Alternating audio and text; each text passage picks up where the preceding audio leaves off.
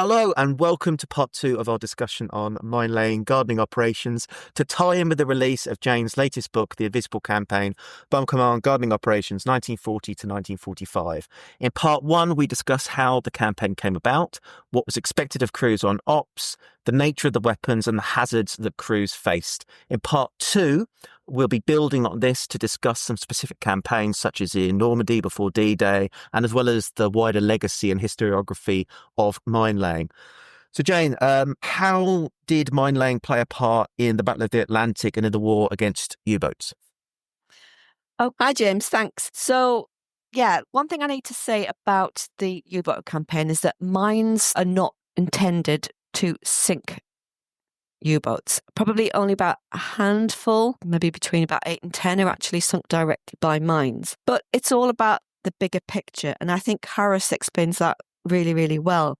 He was very quick to point out the impact of minelaying operations in 1942, which is pretty much the height of the Battle of the Atlantic, I guess. And what he said was that minelaying had considerably more effect than the destruction of Lorient and Saint-Nazaire. So there he's talking about the bombing attacks on the U-boat bases, which were infamously unsuccessful. Using these other bases on the west coast of France, we managed to cause the enemy much trouble and repeatedly delayed the operation of his U-boats.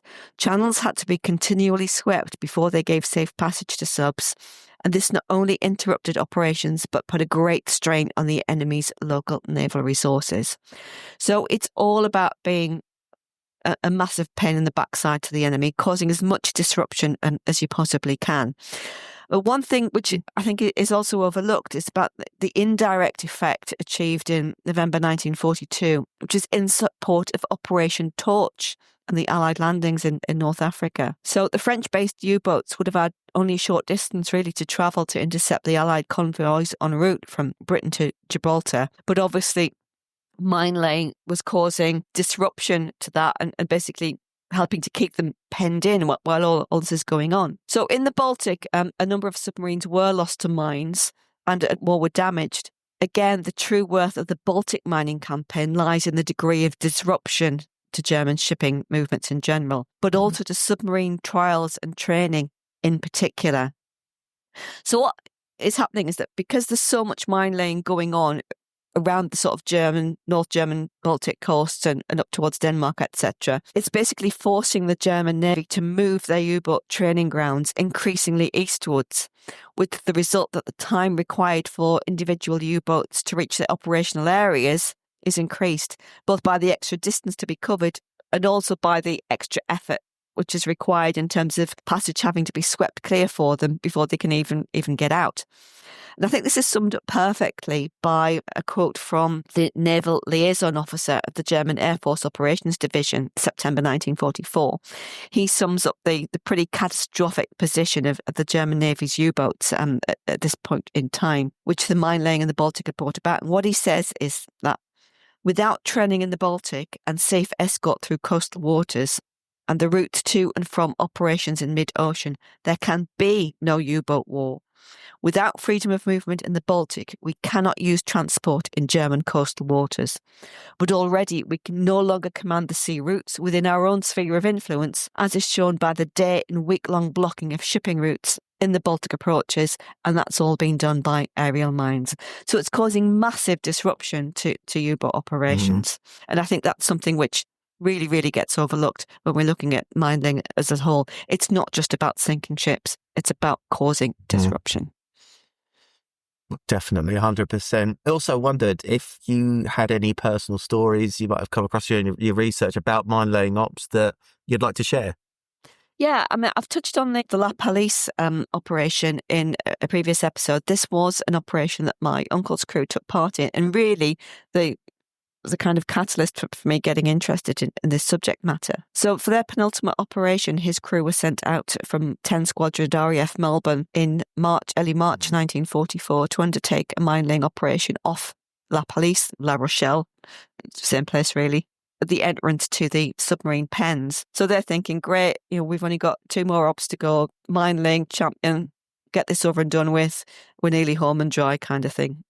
It's nearly all over for us. Because they'd started their tour ages before. They had a really, really long tour. It just dragged on forever and ever. So they were flying down through through England, then out over and into the Bay of Biscay before wheeling in to drop their mines right at the mouth of the entrance to the U-boat pens at La Palisse. And just as they were coming in to do that, they were actually coned by searchlights. So they had to take immediate avoiding action. And it took them about 2 or 3 goes to actually lay their mines to the coordinates. They were obviously being fired at. They had one of the aerials shot away underneath the aircraft. They were coned 2 or 3 times as well, so they were extremely, extremely lucky to be able to escape from that and to get home in one piece.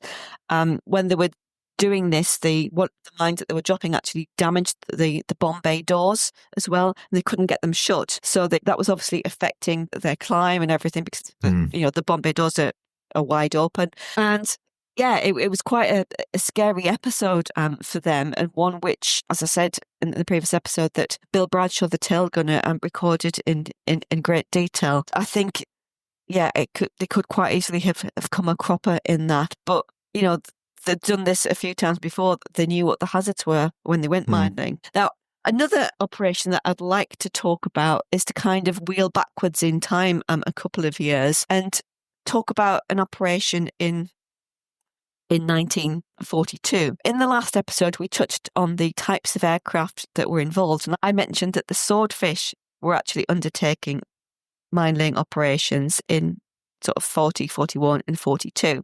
There's one particular operation which I'd like to talk about, which involved a Swordfish.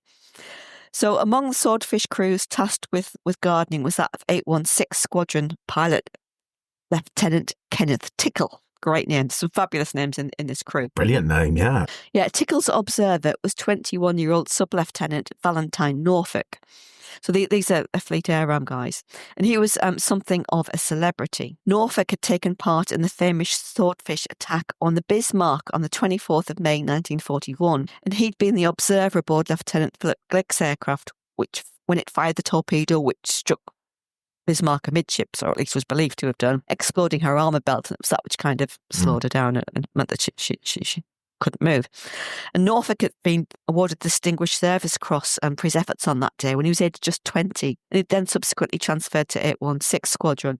There's a lovely photograph which I'll put on our social media of the crew just after the successful attack on the Bismarck. I think it was taken just a couple of days after the sinking. And there he is, stood lined up with the rest of the crew. And he just looks like a child. He really, really does. He's just a boy.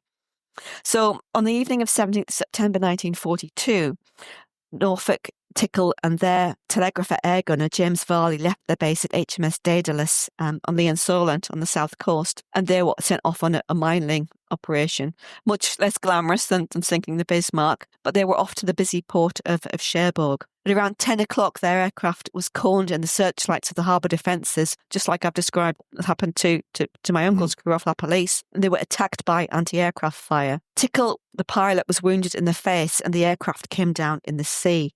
Tickle and Varley managed to clamber out and inflate the Swordfish's dinghy, and after drifting for about 3 hours, they were eventually spotted by a German coastal patrol vessel and were taken prisoner.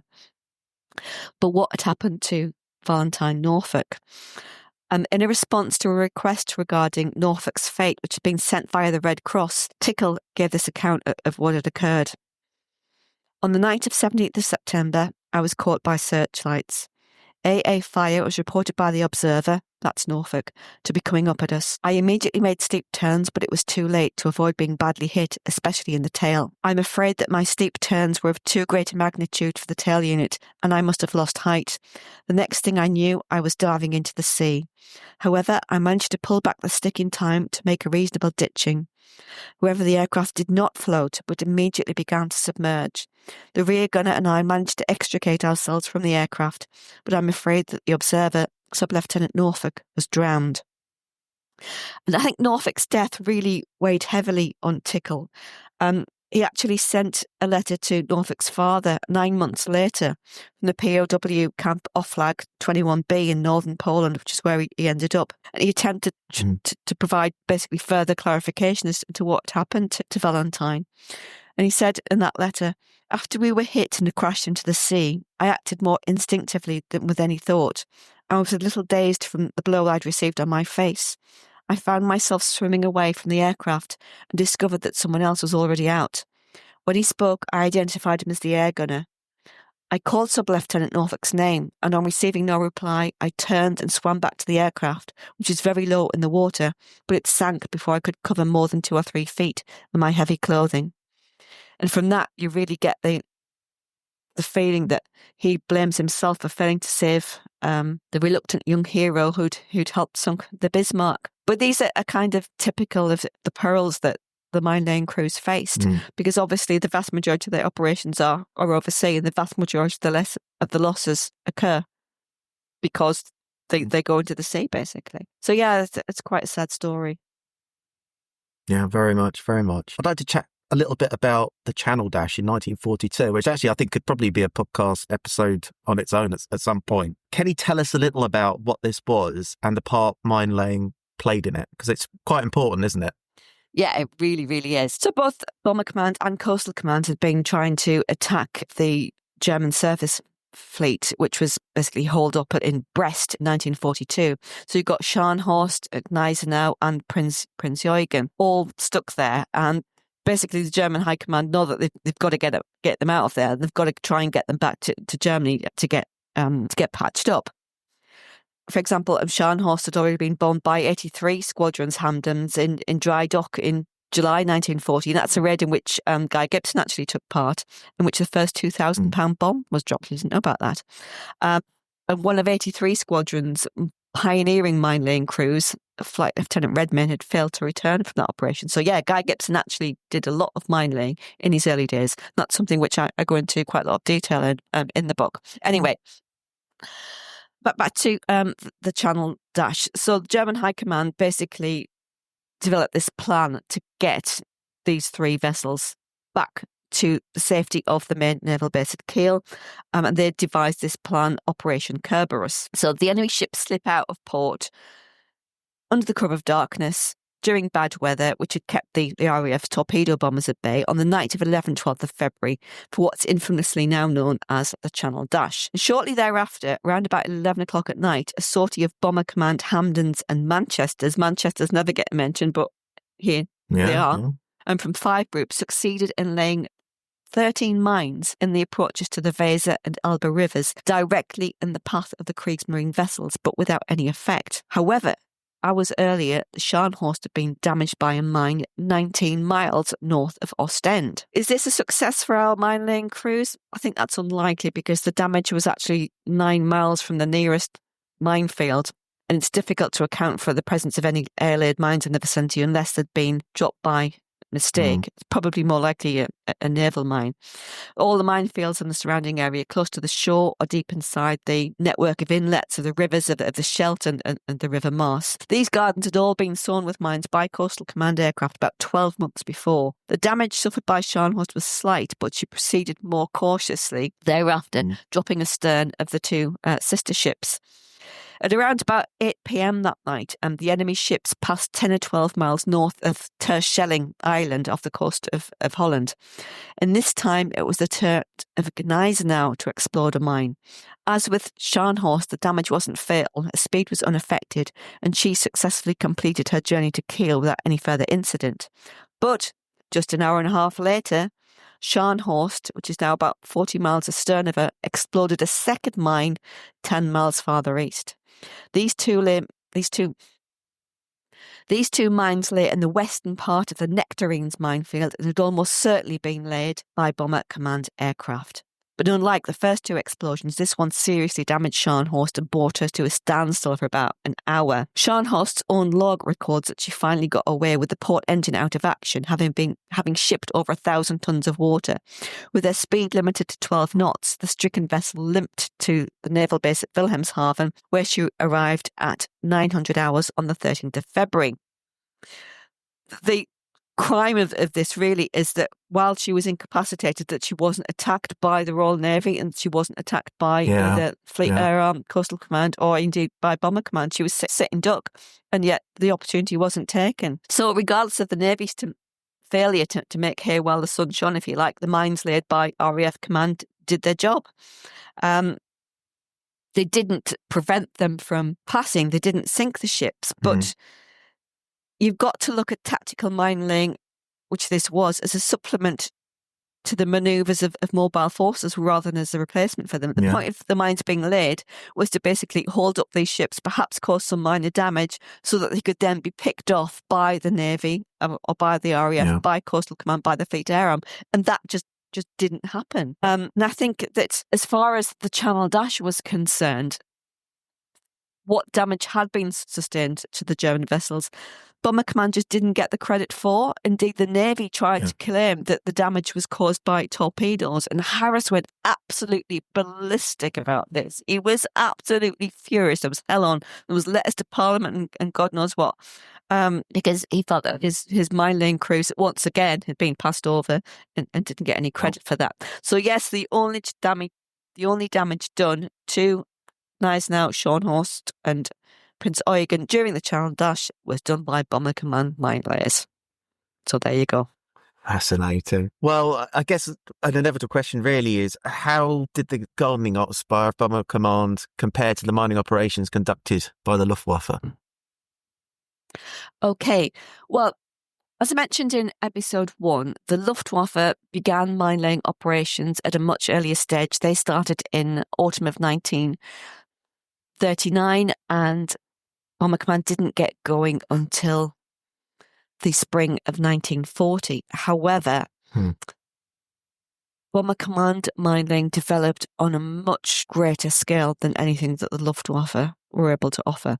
They did continue. I mean, they were still trying to lay mines probably mid 44, but of course by that time they are really running short on sort of bomber aircraft. They are running short of resources. They are beginning to run short of fuel. There's the Kriegsmarine are doing their own thing. The Luftwaffe are doing their own thing. There's no coordination between them at all whatsoever. You've actually got the situation where Luftwaffe are laying mines where Kriegsmarine vessels are trying to go and all this sort of thing. It's chaos. But certainly in the early part of the war, it was effective and lots of British vessels were sunk by it. But in terms of the overall scale of operations, it's just nothing compared to what Bomber Command are able to implement from sort of 43, but into 44, the amount of mine laying steps up massively. It is vast.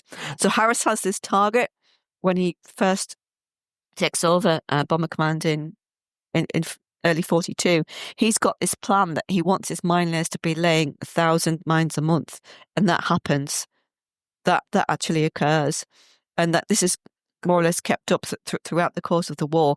And then when you are approaching the invasion, it's stepped up even further. It's a massive amount of mines laid then. So the Luftwaffe have the technology, they have the capabilities to do it. They have specialist mine laying crews as well, which is something that the RAF didn't have. But ultimately, they didn't have the resources to be able to mount the campaign on anything like the scale that RAF Bomber Command could. Linking to the subject of D-Day, I wondered if you could tell us a little bit about the part played by mine laying in the preparations for the Normandy landings in June 1944. How important were they? Okay, so mine laying was considered to be really, really important right from the very, very get-go. So when the plans are being drawn up for Overlord, a special mine laying plan is developed called Maple. And this is an extremely detailed, extremely complicated plan for mines to be laid by both the Navy and RAF Bomber Command around the northern French coast, sort of around the Cherbourg Peninsula, all around the Normandy coasts, but further north as well. But in implementing the mine-laying plan, they had to be careful because they couldn't stop mine-laying in places where they'd been mining before in case the Germans cottoned on to this, so they had to keep on going. Yeah. So what they did was that they used mines with sterilizers fitted. So they were still laying the mines, but these mines would deactivate within a set time frame, say 36 or 54 days or whatever, so that they would no longer pose a hazard to Allied shipping or to the coastal invasion forces. So going back to Maple then, it was planned that the Navy and RAF Bomber Command would lay mines in very, very small but very concentrated minefields. And the purpose of that is basically to keep the U-boats at bay and to keep attacks from German surface fleet at bay as well, so that the invasion fleet could basically pass across the channel more or less unimpeded. And to a large extent, it was pretty successful. Yes, vessels were sunk, but nowhere near the amount of vessels sunk during the course of the invasion that was anticipated. I've got some stats here as to the number of mines. Oh, yes. So just bear with me a second. Okay, so it's a really, really complex plan, as I've said. And this was carried out by Bomber Command aircraft from 1, 3, 4, 5 and 6 groups, Royal Navy mine layers, the Apollo, the Plover, 5 flotillas of motor torpedo boats, and 4 flotillas of motor launches. So laying began on the 17th of April 1944. In the 7 weeks between that date and D-Day, nearly 4,000 mines were laid by Bomber Command aircraft. Bear in mind that each aircraft can only deliver at this point in time between 4 and 6. So this is a lot of sorties being thrown. A further 3,000 moored mines were laid by surface craft. So they're the ones which are basically tethered and float up and sink to the bottom of the sort of sea floor. So this is an average combined rate of about 1,000 mines a week being laid. So I think you've got something in the region of about 7,000 mines being laid altogether, a combination by the Navy and by the RAF during this period. There's a good account of this from one of the Bomber Command crews tasked with taking part. There's an account by Dennis Field, and he's a young pilot serving with 90 Squadron. He'd only been commissioned a few weeks before, and he and his crew were briefed for mining off Gravelines on the 19th of April. This is what he said. A quick nip across the channel and back at a couple of 1,000 feet seemed too easy, but the place must have been full of enemy flak boats, and suddenly eruption of fire from the defences who were lined up for the drop was intense. The few seconds taken in delivering the mines seemed interminable, and we were surprised and relieved not to be hit. Clear of the target, Arthur, the bomb aimer, was alarmed to discover that one of the mines had only partially detached and was half rolling around in the bomb bay. I flew very steadily indeed until, with bomb bay's doors open, he managed by probing about on the lugs to jettison it. So some poor guys basically digging out the bomb bay with a stick or whatever, trying to get this mine out. And again, I'll touch on the efforts of 10 Squadron at this point in time, which I think gives a really good picture of the workload imposed on Bomber Command for the invasion in terms of the range of the tasks that they were required to carry out. So the effort expended by 10 Squadron at this time is typical of the burden imposed on the bomber squadrons. They're combining attacks on the rail yards at Lens, Mont-Slages, Joly, Hasselt, Boulogne, and coastal gun battery sites at Berneval and Trouvelt, and they're doing gardening operations off Brest, Saint-Nazaire and German Bight, and normal bombing operations over Germany, often on the same night. So the squadron took part in 14 mine-laying operations in April and May alone, and that's in addition to their bombing operations as well. So that gives you a really good idea, I think, of the importance of mine laying to the invasion, but also the fact that it's got to be carried out on top of everything else that Bomber Command were doing. And this is what Harris had been complaining about earlier, as we mentioned in the earlier episode, the fact that the workload on Bomber Command at this time was just so enormous. Yeah. So I guess a question now to ask is just how much did the policies and strategies of mine laying change during the course of the war? I don't think the actual policies, and indeed the strategies, changed much, to be honest. It was still all about targeting enemy waterborne logistics and forcing him to divide his resources. But obviously, at the beginning, it's on a very, very small scale. You were talking about sending out perhaps 5 or 6 Hamdens for one mine-laying operation in April of 1940. But by sort of mid-44, as we've just heard, it's being done on an absolutely massive scale, thousands of mines being laid every month. And it is really just that the expansion of the force, so that basically nearly every squadron, nearly every group is undertaking mine laying. And it continues right up until almost the final days of the war. It's still going on at the end of April, beginning of May 1940, which I think gives an indication of the importance of it and the impact that it was having on the enemy. they wouldn't have continued it for so long. It wouldn't have been such a massive thing. They wouldn't have bothered adapting every bomber that they had to be able to carry mines if it didn't work. And I think that's testament to just how important and how successful it ultimately was. Absolutely, yeah. I guess we're coming to that section now where we are summarising everything, and just what were the wider implications of the mine-laying campaign? Gosh, there are lots. I will briefly summarise. Obviously, we've already talked about in this episode the impact on the U-boats and particularly the impact that it had on U-boat training grounds, and the fact that they were basically hemmed in as a result of Bomber Command mine laying, and that they were forced to move further and further east. But then, of course, you've got the Russians or the Soviets coming the other way, and gradually the area of operation that they have to work in is becoming ever smaller. Bizarrely, this is a statistic which absolutely blows my mind, and is that in the first 4 months of 1945, the Germans built 91 U-boats. What was the point of that? Where are they going to go? Who's going to crew them? Mm-hmm. Yeah. Where's the fuel going to come from? Yeah, it's absolutely insane. Yeah. And I just want to touch upon this story regarding one particular U-boat crew, which I think demonstrates the impact of the mine-laying campaign by sort of early 45, just how utterly devastating it was. So in the book, I talk about a young man called Helmut Nohlmann. Herbert Nohlmann was a Seeflieger. He'd been recruited to fly for the Kriegsmarine, basically in their equivalent of the Fleet Air Arm. He was very, very highly decorated. He'd won all sorts of awards and medals, and he'd flown in just about every theatre of operation. So he'd flown in the invasion of France. He'd flown in support of Operation Barbarossa. He'd flown in the Crimea. He'd been in North Africa. He'd flown in the Mediterranean, Italy, everywhere. Wow. He was the man. He really was. He was very, very highly decorated, very, very successful. Then in the summer of 1943, so more or less after the U-boats had been pulled out of the Atlantic by Dönitz, Nohlmann suddenly gets a letter. And this letter is his call-up papers to tell him that he's now being transferred to U-boats. You imagine that going down like a lead balloon? Gosh, yeah. Yeah, so he is no longer flying. He is sent off for training. He undertakes his training. He's got to go on various very, very lengthy courses to learn seamanship and all this kind of thing.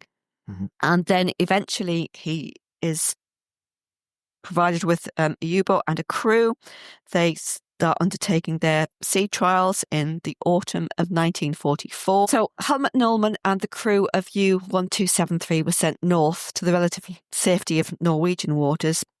But as the weather began to improve, the coast of Norway was soon littered with mines as mine-laying by Bomber Command crews continued. Minesweepers of all sizes at this point are being sunk faster than they can be replaced, and there's just not enough men to crew them at this point in time. In the Western Baltic, you've got bottleneck caused by the advancing Soviets on one side and Allied mines on the other. And you've got 28 ships being struck by mines in this area alone in the first 2 months of 1945. So on the 10th of February, Nohlmann finally receives his orders.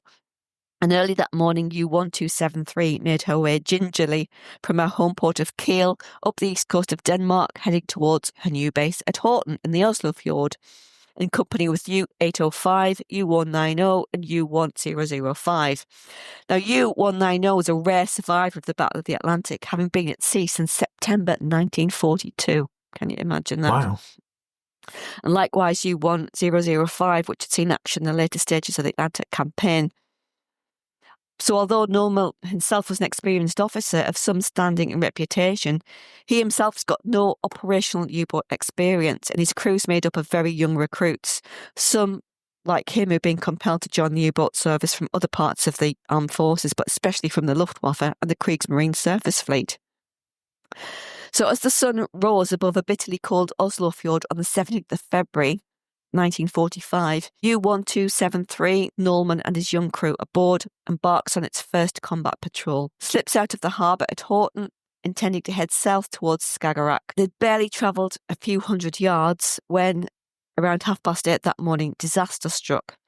U-1273 activated an air-laid mine right in the middle of the New Onions minefield, that horticultural theme again. The contemporary reports state, U-1273 disappeared into a tower of fire about 80 metres high.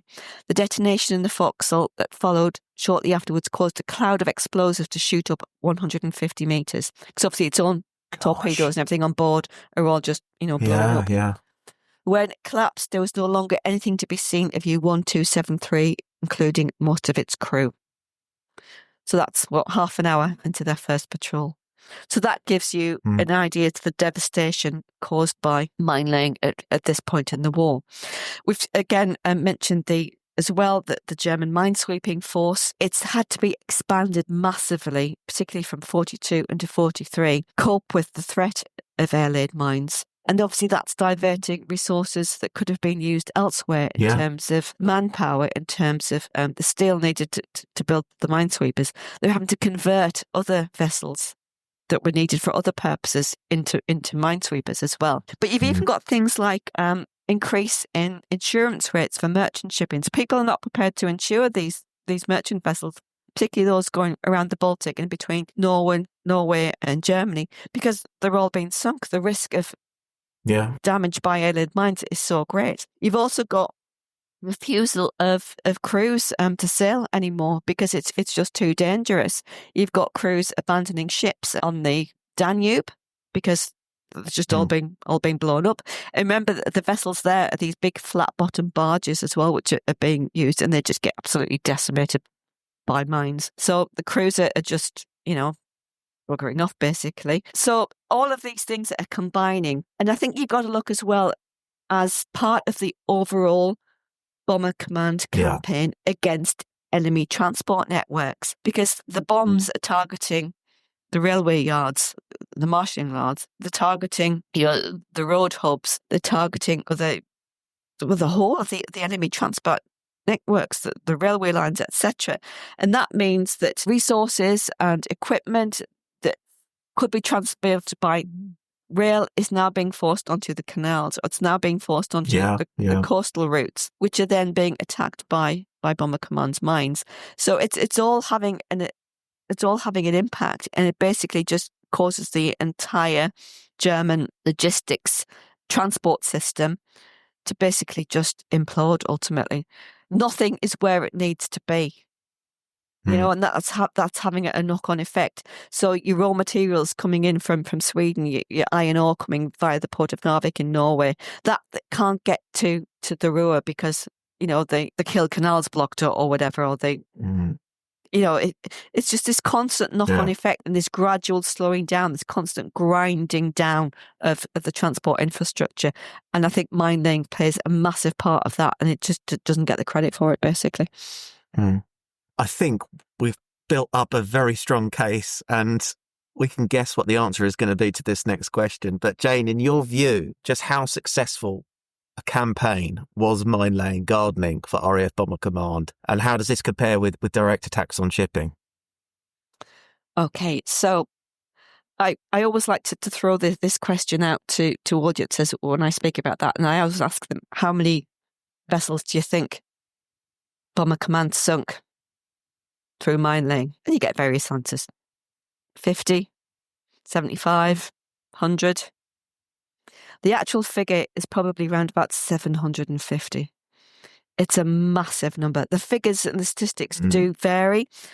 John Cowie, who I mentioned, the Royal Naval Officer who was instrumental in the implementation of the mine-laying campaign and who was seconded to Bomber Command HQ for the duration, he put the figure at around about 864. I think that's probably quite high. The Enemy Shipping Losses Assessment Committee put it at 2. Christina Galter, who is an academic who's looked at Coastal Command in particular and the direct attacks on shipping, she puts it much lower, around about 638. I think it's probably around about the 750 mark, which is still absolutely massive. It's huge. So when you compare the impact of direct attacks, so what do we mean by direct attacks? So these are bombing attacks attacks by torpedo bombers or whatever, and from Coastal Command, Fleet Air and Bomber Command, they took nearly 104 sorties to sink a single vessel for the loss of 857 aircraft. Bomber Command mine laying sinks one vessel for every 31 sorties. So the difference is incredible. That's and incredible.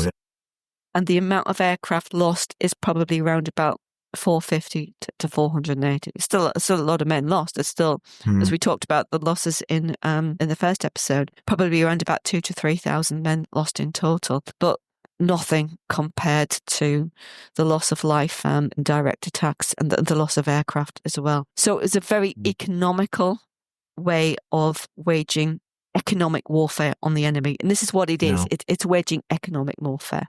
We're not talking about sinking battleships or battle cruisers or whatever. We're talking about merchant vessels by and large. And it was hugely successful. So how much of Bomber Command's efforts were put into mine laying? Let's have some stats here. We're all fans of stats. Just how many mines were laid? Okay, so I think something in the region of about 14.5% of all Bomber Command sorties were actually mine-laying sorties, which is quite a lot. That's pretty high, isn't it? It is, yeah. Which again, I think is testament to just how important this actually was. So let's have a look at the stats for the mines laid throughout the course of the war then. These figures come from the RAF historical branch narratives, and I've quoted them in the book. So in 1940, 1,168. 1941, 1,385. 1942, Arthur Harris takes over, no coincidence, 9,711. 1943, 13,803. 1944, but obviously you've got the run up to D-Day, 17,500. And then in 1945, incredibly, 4,582. Wow. So it's still, they just don't let off really. Incredible, right up until the end of the war. So yeah, it's an incredible amount of effort actually involved. So thinking about that effort, was mine laying a drain on the resources of RAF Bomber Command? Was it a diversion in the overall bombing campaign or a valuable component and contribution? I think we can work out the answer here, but do you want to... How very dare you even suggest that? Again, this is one of the myths that Harris thought it was a drain on his resources. And it absolutely wasn't. Because of the way that Harris had organised the campaign, it worked in perfect synergy with the bombing. Remember what we said in the first episode? Bomb in good weather, mine laying in bad. And that works beautifully. There's just this perfect synergy of, as the war progresses, and the mine laying campaign increases in importance, particularly through 1944, you will get, say, 15 crews from a squadron being sent out on bombing.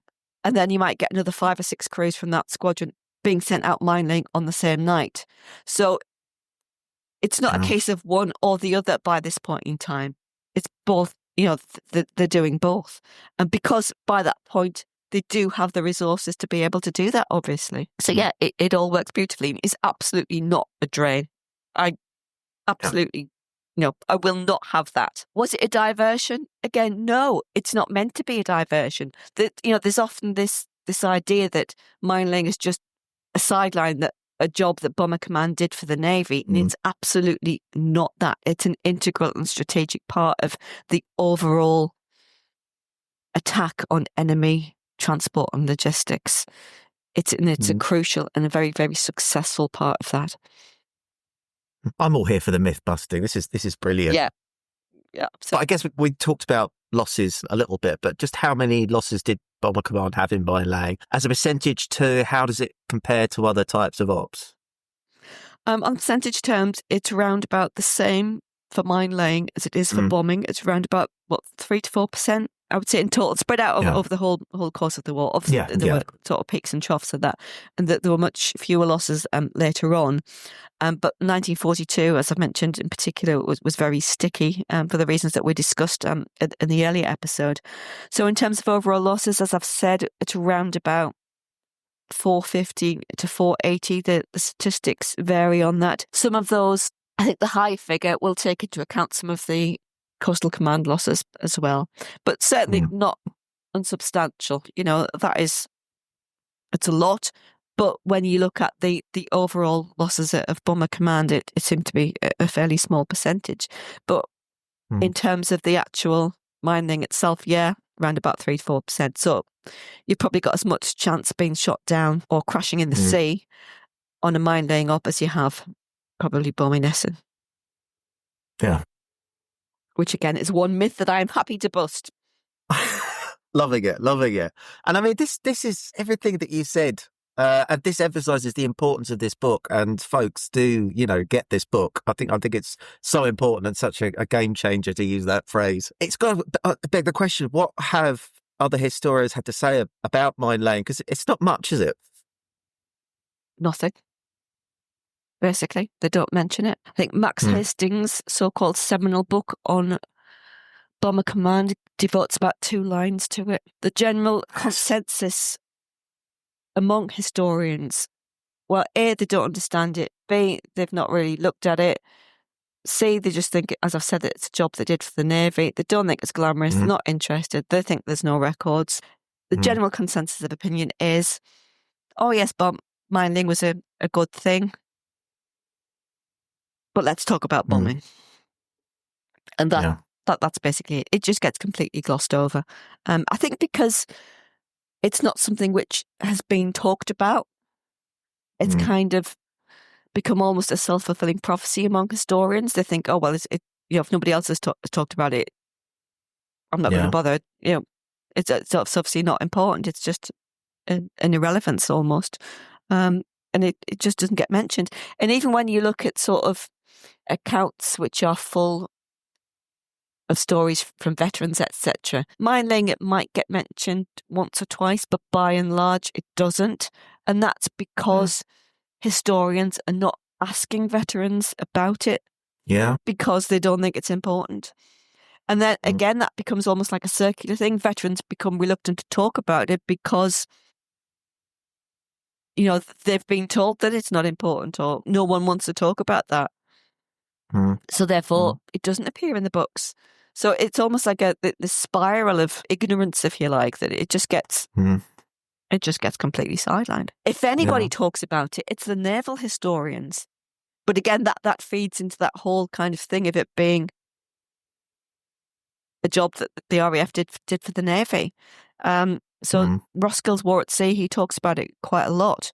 But again, he actually draws his narrative from the work done by the RAF's historical branch and the report they did into the RAF's War at Sea, which is a massive document. You probably have looked at it, running into probably thousands and thousands of pages. But it wasn't sort of published or made available until 1976, and it just sat in the archives and nobody looked at it apart from Roskill, it seems. So again, all the information is there if you know where to look, but nobody was interested, nobody was bothered. And I guess that they're wanting to ask sort of, even at the time, if they went to Berlin, the heart of the Reich, if they went to the Ruhr, where all the tanks and everything's being built, they want to talk about that rather than dropping mines off the coast of, Brest or wherever. And I guess just a thought that's come to me now is also, sorry, Joan. Yeah, so what are they going to say? Yeah, exactly, yeah. We flew over a patch of sea, dropped down mines, we got shot at. But, what was the result of that? They don't know. Yeah. They're probably never going to know. There's I guess very little for them to tell.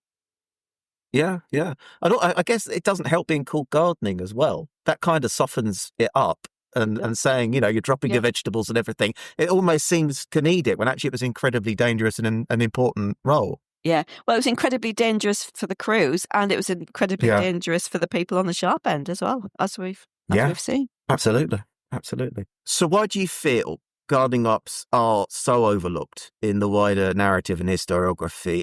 What is the reason for its absence in the collective memory of RAF Bomber Command in the Second World War?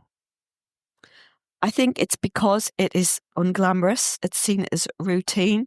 The results weren't widely known kind of at the time, if you like. But I think it's also kind of feeds into the whole post-war debate on strategic bombing, in particular the distancing of Harris and how Harris was treated after the war and how the bomber command crews were treated after the war. It's all tied up with that sort of post-Dresden view of strategic bombing and how Churchill sort of distanced himself from Harris and from bomber command, and how Harris came under great criticism because gardening operations were considered to be so successful, and because they were largely a Harris success, I think they fell victim to that whole situation. Nobody wanted to talk about Harris, nobody wanted to talk about bomber command, and so therefore nobody wanted to talk about gardening, even though it was a bomber command success. Whether or not bombing actually was, well, that's something which is still being debated today, but gardening certainly was.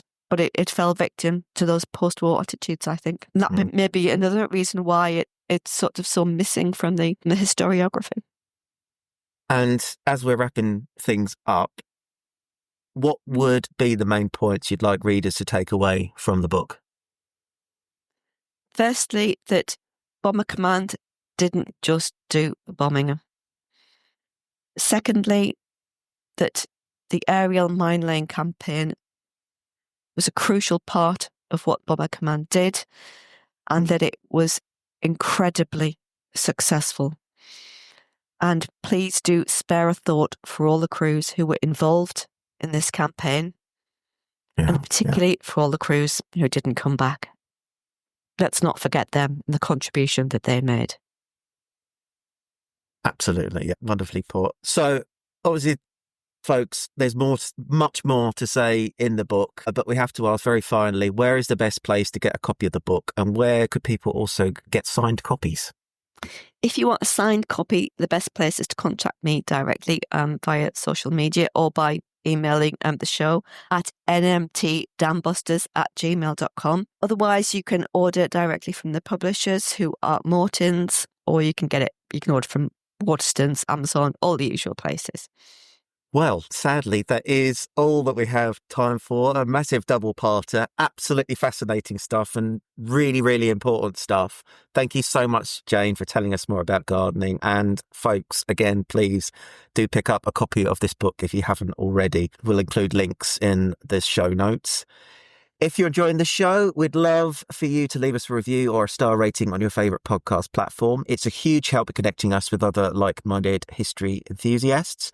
You can get early access to episodes, live streams and exclusive Q&A sessions by supporting the show for just £2.40 or $3 a month. Simply follow the link in the show notes or visit nevermindthedambusters.buzzsprout.com. Join the conversation in our Facebook discussion group and follow us on social media too. If you'd like to reach out, just tap send us a message at the top of the show notes. And once again, thank you everyone for listening, and we'll see you next week. Thanks everyone. See you all again soon. Bye. I promise I'll talk about something else next time. Thanks. Bye.